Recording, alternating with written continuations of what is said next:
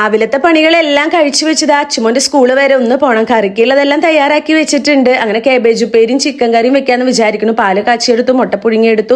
Chicken കറിയിൽ നിന്ന് കായിട്ടിട്ടാണ് വെക്കണേ. തൊട്ടപ്പുറത്ത് കേബേജ് ഉപ്പേരിയും തയ്യാറാവുന്നുണ്ട്. അങ്ങനെ ചിക്കൻ കറിയും തയ്യാറായി. എല്ലാ പണിയും കഴിഞ്ഞ് നമ്മളിനി പോവാണ് കേട്ടോ. സ്കൂട്ടിയിലാണ് പോകുന്നത്.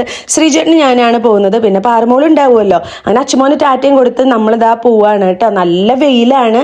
അപ്പൊ ഇങ്ങനെ പോകുമ്പോ ഈ ഒരു മല കണ്ടാൽ പാറു എപ്പോഴും പറയട്ടെ, അമ്മേ ദേ നമ്മൾ മൂന്നാർ എത്തിന്ന്. അപ്പൊ ഇതാണ് മൂന്നാർ. അങ്ങനെ മൂന്നാറൊക്കെ കണ്ടതാ നമ്മള് അച്ചുമോന്റെ പാറമോളുടെ സ്കൂളിൽ എത്തിയിട്ട് അങ്ങനെ അഡ്മിഷന്റെ കാര്യങ്ങളൊക്കെ കഴിഞ്ഞ് പാറമോൾ നടന്നു വരുമ്പോൾ കാണിച്ചു തരാണ്. അമ്മ ഇതാ കാണുന്നതാണ് എൻ്റെ ക്ലാസ് എന്ന്. അങ്ങനെ നല്ല വെയിലാണ് കേട്ടോ. ഉച്ചനേരത്താണ് പോയതേ. അങ്ങനെ വന്നപ്പോൾ പാറമോൾ ഇതേ പാർക്കിലൊക്കെ നോക്കി നിൽക്കുകയാണ്. മിസ് ചെയ്യുന്നുണ്ടാവും, വെക്കേഷൻ അല്ലേ.